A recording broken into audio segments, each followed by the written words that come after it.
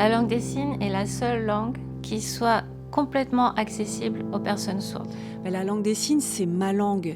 C'est là où je suis à l'aise pour communiquer. Mais il reste qu'un grand nombre de sourds ont un accès au français écrit qui reste l'accès d'une langue seconde. La langue des signes est très importante car l'écrit, les mots, c'est très compliqué.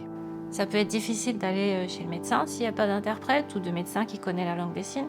Ça peut être difficile de rencontrer la direction de l'école s'il n'y a pas la langue des signes. Ça peut être difficile éventuellement d'acheter une voiture s'il n'y a pas la langue des signes. Je me dis on est en retard. On a du travail.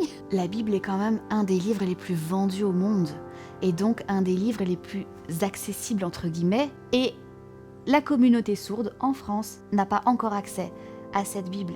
Ma famille me demandait « S'il te plaît, prends le baptême, Justine ». Mais je refusais, je leur disais « Non, j'ai besoin d'interprétation en langue des signes. Vous parlez, je ne comprends pas. » Comment un sourd va entendre parler de Jésus s'il n'entend pas ? Quand je suis allée dans cette église où il y avait de l'interprétation, là j'ai tout compris de manière très claire et ça m'a beaucoup plus motivée et j'ai eu envie d'en apprendre davantage et là c'était très enrichissant. Donc j'ai envie de dire mais persévérons.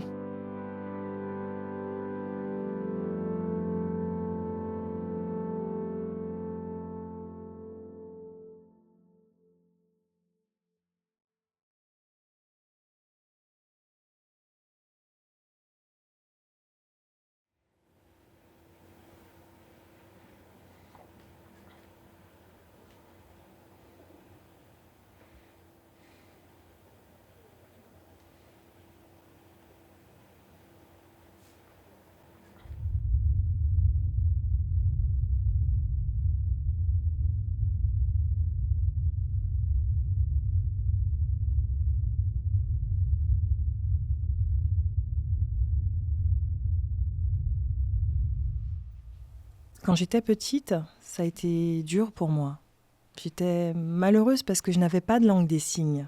Je ne rencontrais pas d'enfants sourds. Je voyais les entendants discutant entre eux et moi, je n'arrivais pas à comprendre. J'ai beaucoup souffert et j'en ai pleuré. Oui, j'ai beaucoup souffert.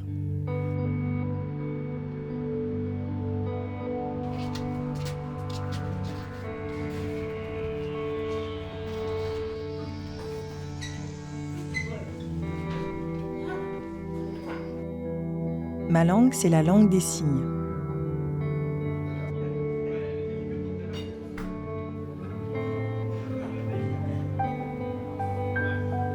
Bonjour Salomé, ça va ? Bonjour. Tu es où ? Tu me rejoins ici ? Vers quelle heure ? J'arrive là, je suis tout près. Ok, je t'attends. D'accord, je suis là, je t'attends. Ok, à tout à l'heure. Bisous, bisous. Bisous. Je t'attends, hein. Allez, allez, allez, allez. Je m'appelle Salomé. Je suis originaire d'Alsace et je suis venue sur Paris pour mes études. Je suis sourde. Coucou! Hé, ça fait longtemps, ça va.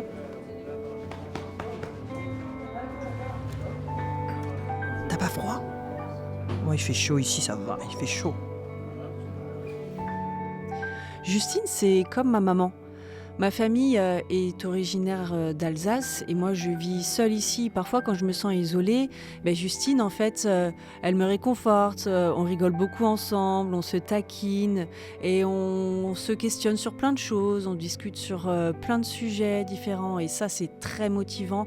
On a une communication, une relation très forte. Alors, le travail, ça se passe bien ? Ça va, je suis fatiguée, grosse journée de travail hein, mais c'est tellement intéressant. Super. Et toi ça va ta journée ? Ça va, j'ai rien fait, je me suis reposée. Ouais, comme d'habitude, c'est tout toi ça. Ça fait du bien de se reposer. Ouais. Ce qui me semble important pour les entendants, c'est de comprendre que les sourds ont besoin de la langue des signes, que c'est pas une option. C'est pas quelque chose dont ils peuvent se passer. Et ça n'est pas toujours bien ancré. On peut penser qu'en mettant des sous-titres, qu'en mettant du français écrit, ça remplacera la langue des signes. Mais à partir du moment où on a compris que la langue des signes, ça n'est pas du français, que c'est une autre langue et que c'est la seule langue qui soit complètement accessible aux sourds, normalement, on comprend que les sourds ne peuvent pas s'en passer. Bonjour, j'aimerais un café crème, s'il vous plaît. Un café crème? Oui, ok. Oui, alors on parle bien d'un monde sourd parce qu'il y a un milieu entendant où on parle en français et il y a les sourds qui parlent en langue des signes. Et ce qui est beau, c'est que ces deux mondes puissent échanger ensemble. Le Café Ici, c'est ouvert depuis 20 ans. Et en fait, de base, c'est pour sensibiliser les gens à la langue des signes. Voilà. L'idée, c'est d'entrer dans l'univers des malentendants ou sourds et que les clients signent. Nous, notre but, c'est d'insérer ces sourds avec handicap associé dans le milieu professionnel. Ça va? C'est pas trop difficile de travailler ici?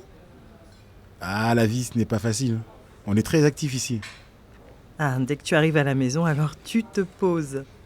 Ah, ça, je m'endors direct.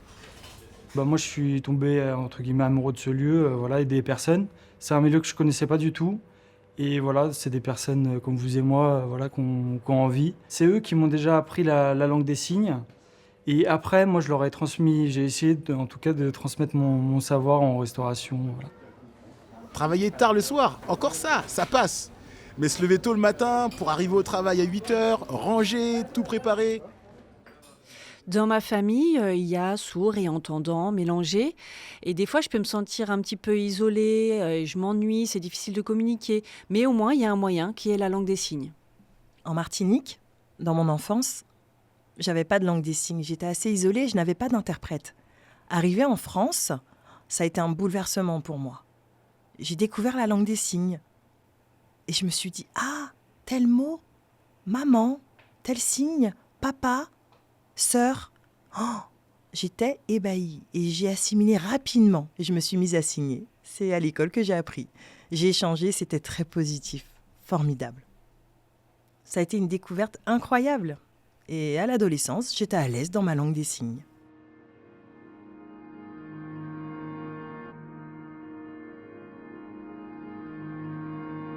La langue des signes existe depuis que des sourds existent. Personne ne peut dater l'émergence de la langue des signes, mais on a trouvé des traces d'utilisation de la langue des signes dès l'Antiquité.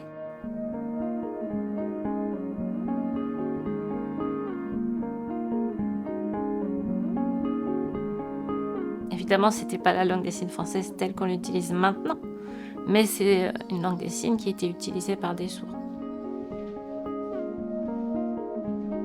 Il y a des grandes dates dans l'histoire des sourds. La première grande date, c'est l'ouverture d'une école pour sourds par l'abbé de l'Épée en 1760.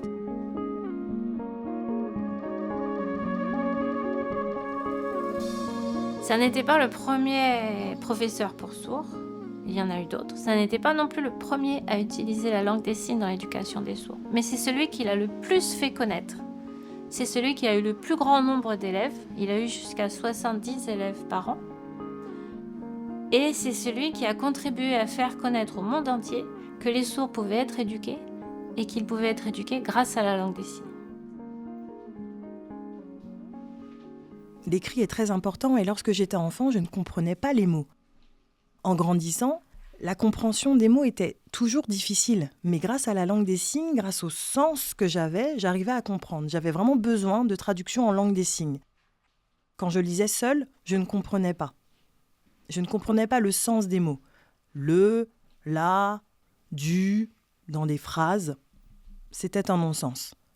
À l'écrit, c'était difficile, mais lorsqu'on me l'expliquait en langue des signes, c'était riche pour moi et je comprenais.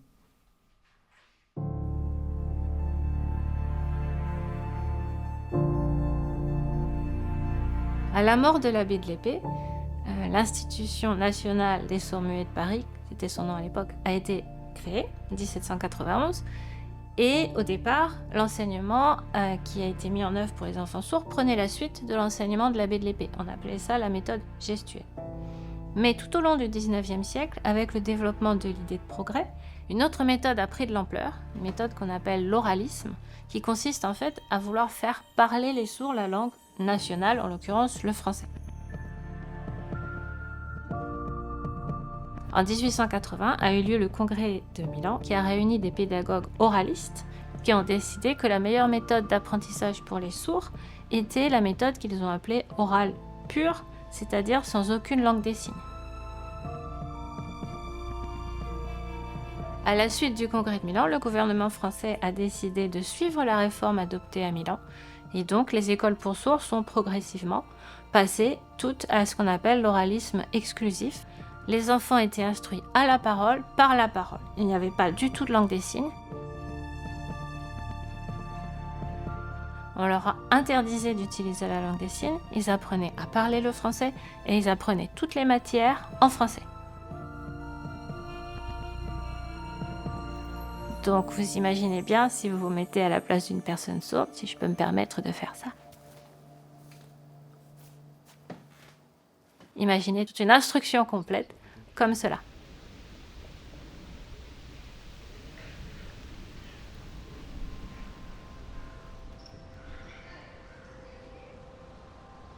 La proscription de la langue des signes dans les écoles pour sourds a duré jusqu'en 1991 à peu près, où une première loi autorise l'utilisation de la langue des signes pour les sourds au niveau de la communication. En 2005 a été adoptée une deuxième loi qui reconnaît la langue des signes comme une véritable langue et qui déclare qu'elle peut être utilisée dans l'éducation. Même si ça va mieux aujourd'hui, il y a encore beaucoup de choses à faire. Pour donner une image, c'est un peu comme si aujourd'hui il y avait eu quelques petites graines qui avaient été plantées. Maintenant, il faudrait planter tout le champ et que tout pousse.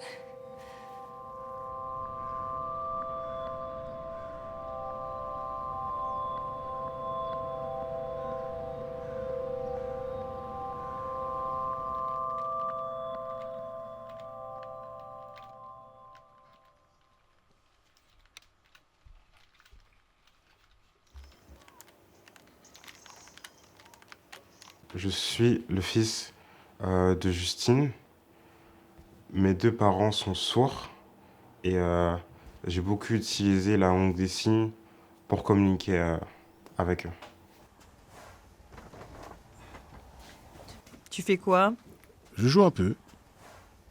Tu as fini tes devoirs? Tout est prêt? Tout est prêt. C'est sûr? Oui. T'as préparé ta semaine?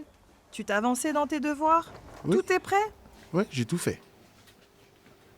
Parfois, ma mère venait aux réunions parents-prof avec moi et c'est là que je me suis rendu compte que mes parents étaient un peu isolés de tout le monde parce que j'ai réalisé que tous les autres parents comprenaient, mais que mes parents n'arrivaient pas à tout bien comprendre.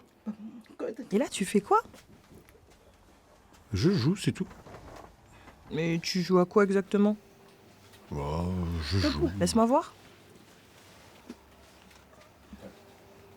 Bon, pas trop, hein? T'inquiète pas. Ok. Bon, à tout à l'heure. J'ai souvent vu mes parents, par exemple quand ils lisaient la Bible, que c'était difficile pour eux de lire ces versets, de ne pas totalement comprendre. Venir m'appeler et me demander qu'est-ce que ce verset veut dire, quel sens il a, quelle traduction il aurait, par exemple en version signée. En France, un sourd qui lirait la Bible, il ne la comprendrait pas. Non. Non, non.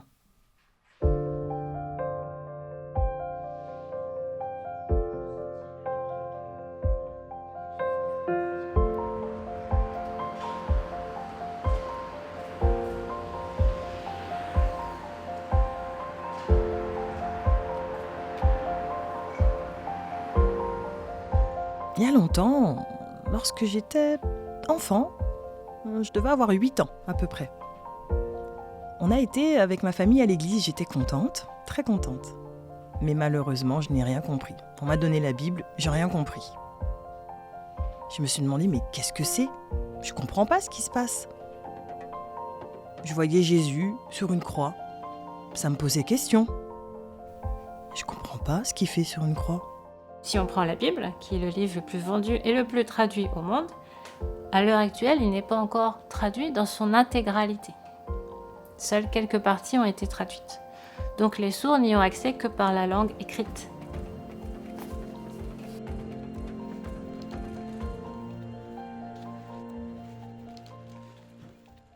Il y a 66 livres dans la Bible et il y en a seulement 2 qui sont complètement interprétés en langue des signes française. Et c'est le livre de Luc et le livre de Jonas, mais tout le reste n'est pas encore accessible. Il se trouve que dans la Bible, il y a plein de vocabulaire ou de mots ou de noms de personnes, par exemple Joseph, Jonas, toutes ces personnes-là. On n'a pas de signes, ou en tout cas on s'est dit mais on n'apprend pas ça à l'école en formation en LSF. Comment je vais signer Saint-Esprit? Comment je vais signer la grâce de Dieu? Comment je vais signer tout ça? Est-ce qu'il existe déjà des signes pour ces mots-là? Et s'il n'en existe pas, il va falloir en créer. Alors Ariel, c'est une association qui est nationale. On veut rendre l'évangile accessible aux personnes sourdes, que ce soit au travers d'événements ou aussi au travers de la Bible en elle-même, qui n'est pas encore traduite.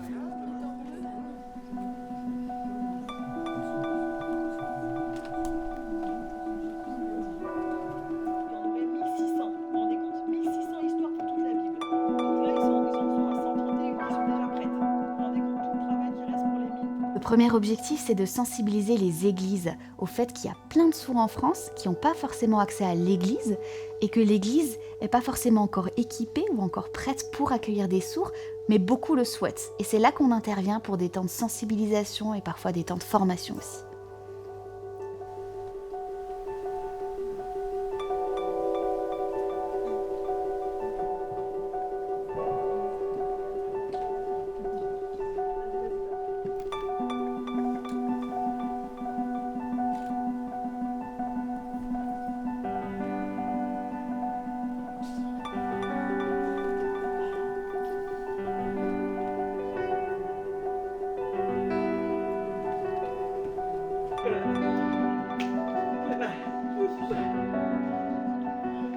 Le travail d'Ariel est vraiment important pour nous les sourds parce que quand on lit la Bible par exemple, alors on va comprendre certaines choses mais le sens n'est pas précis et le travail d'Ariel en fait nous donne le sens de manière beaucoup plus claire. Par exemple pour l'amour, le terme de l'amour il part du cœur et là en fait ça donne du sens et le visuel est très important pour nous. Traduire un livre en langue des signes française, ça passe forcément par de la vidéo, puisque la langue est vivante, qu'on a besoin des mains, des expressions du visage. Alors aujourd'hui, on va parler de quelqu'un que Dieu aime tellement, tellement. Vous savez qui c'est? C'est toi. C'est toi? Mais... toi là. Ah oui, c'est ça, avoir de la valeur. Ah oui, c'est Toi, très tu me intéressant. regardes, là, maintenant.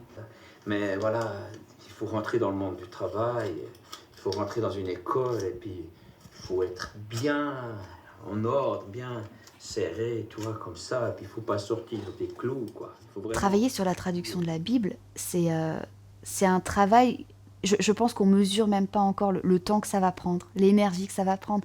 Donc ça semble être un travail vraiment, un gros chantier. Mais tout est possible. La France est le plus grand pays d'Europe, ce qui implique que la communauté sourde y est très importante en pourcentage. Et malheureusement, il y a peu de sourds chrétiens, à peine 2%. Les sourds qui ont la foi sont une minorité. La majorité des sourds est finalement dans l'obscurité. Ils ont besoin d'accessibilité, de recevoir la parole de Dieu, de connaître qui est Dieu, qui est Jésus. Mais malheureusement, sans la traduction de la Bible en langue des signes, c'est infaisable. Or, la traduction de la Bible en langue des signes est précieuse et permettrait aux sourds d'assimiler et de comprendre, car c'est une langue visuelle. Nous connaissons les difficultés aux sourds face à l'écrit, à la grammaire et le fait de ne pas avoir à tout moment des interprètes à disposition. C'est en cela qu'une fois la Bible traduite en langue des signes, il sera plus facile à un sourd de la visionner.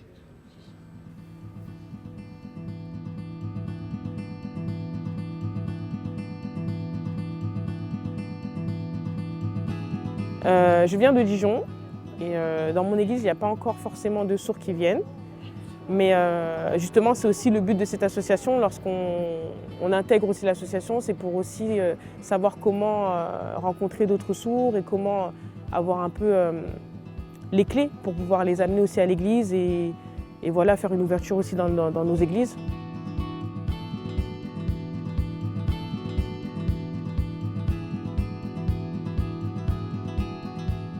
Bonjour à tous, voilà, nous bénissons dans le nom de Jésus. Nous sommes contents de vous voir encore ce matin, voilà, et nous bénissons le Seigneur pour la vie qu'il nous donne. C'est en France qu'une amie m'a invitée à l'église. Il y avait un groupe de sourds qui échangeait en langue des signes et la présence d'un interprète. Oh, c'est ce jour-là que j'ai compris le sens de la croix. Vous avez été rachetés de la même manière de livres qu'ils avaient hérité de vos pères. mais par le sang précieux de Christ, comme un agneau sans défaut et sans tache. Amen. Juste pour vous rappeler qu'effectivement, si nous sommes là présents, c'est parce que Jésus a donné sa vie pour chacun d'entre nous. Nous sommes là pour t'accueillir. Les anciens sont là. Si tu as quelque chose, si tu veux nous parler, nous sommes là pour te recevoir. Alléluia. Même dimanche. On accueille les frères et sœurs malentendants parce que dans la parole de Dieu, le Seigneur nous dit d'aller et faire de toutes les nations ses disciples-là. Et donc les sourds aussi font partie des gens qui ont besoin de l'évangile. Et c'est pourquoi nous allons vers ces personnes pour leur donner l'évangile, parce qu'ils sont des personnes que Dieu aime et que le Seigneur Jésus veut sauver. Il a donné sa vie aussi pour eux. Ce que dit la Bible, c'est que Jésus, il vivait au ciel, il est descendu sur terre, il s'est fait homme pour sauver l'humanité, et ça, il l'a fait par la croix.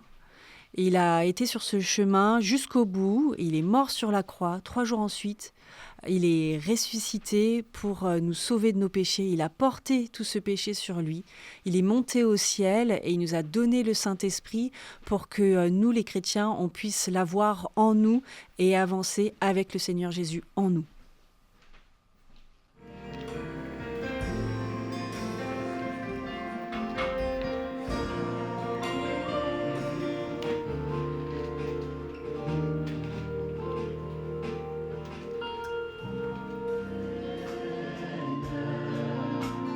Merci pour tes mains baissées. Digne agneau, assis sur le trône.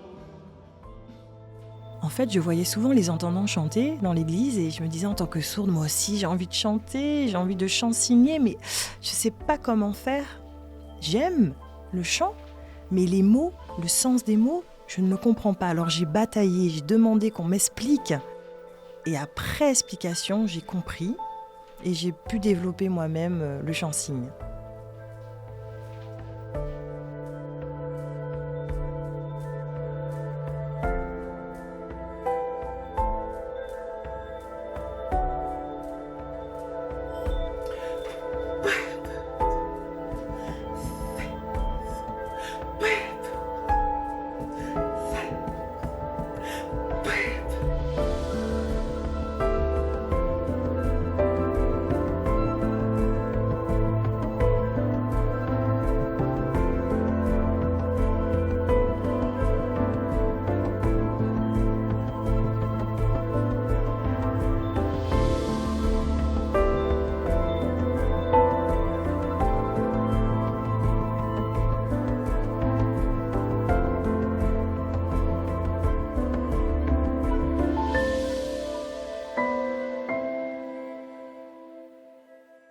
J'aime beaucoup le chant, mais je n'aime pas le français signé.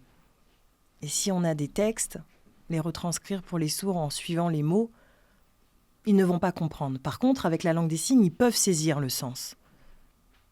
Et c'est ça qui est très important. Par contre, il y a certains mots qui seront très compliqués. Donc, j'ai besoin d'aide. J'ai besoin qu'on me l'explique. Par exemple, le mot « Alléluia » ou je ne sais pas, « Dieu sauve ». Qu'est-ce que cela signifie exactement, qu'il sauve?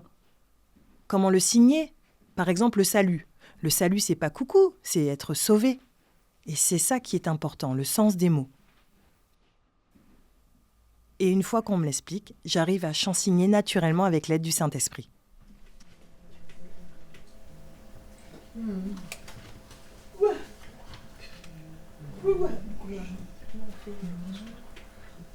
Et voilà.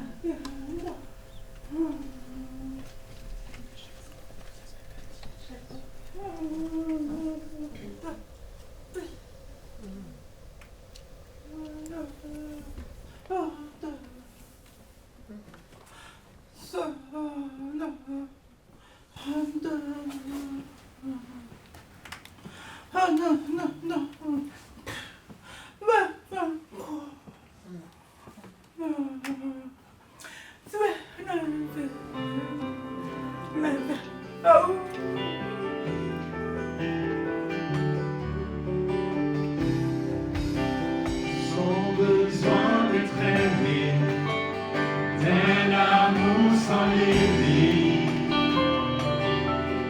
de ta grâce courant nous tous, créateur du salut. Jésus a vaincu la mort, il a vaincu la mort. Je suis vraiment optimiste pour l'avenir parce que je vois autour de moi, autour de nous, qu'on est vraiment sourds et entendants, les mains comme ça, en train de travailler ensemble. Et je vois notre complémentarité et ce même objectif qu'on a. Alors je peux être qu'optimiste, même si ça s'annonce long, avec plein de défis, je suis vraiment optimiste. Toi, oh Dieu, Jésus, ton précieux nom est digne d'hommage. L'avenir dont je rêve pour les sourds, c'est qu'ils soient enfin à égalité avec les entendants. L'article 2 de la Constitution déclare « La langue de la République est le français ». Actuellement, les sourds se mobilisent pour demander à ce que soit ajouté soit un autre article, soit la suite de cet article, que la langue des signes française est la langue des sourds français. Ce que je souhaite et mon rêve dans l'avenir, c'est qu'on soit unis, sourds et entendants, oui. Qu'on soit main dans la main, c'est ce que je désire ardemment. C'est pas encore le cas, mais c'est ce que je souhaite. Qu'on ne soit plus bloqués, mais qu'on puisse avancer.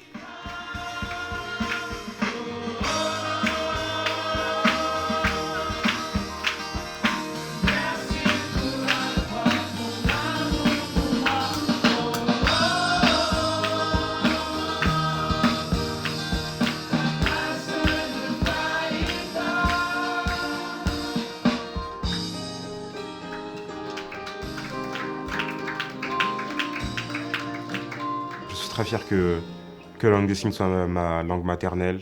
Vraiment très fier dans la vie de tous les jours. La communication avec les entendants et les sourds à travers la langue des signes, j'ai vu qu'ils avaient beaucoup de plaisir à parler ensemble et que la langue des signes était pour eux un moyen de communication extraordinaire. Et je pense que les sourds ont beaucoup de choses à dire au monde entier. Et si vous voulez leur parler, apprenez la langue des signes. C'est merveilleux à apprendre et c'est merveilleux de pouvoir parler avec des sourds. Et sans aucune hésitation, essayez de l'apprendre un peu.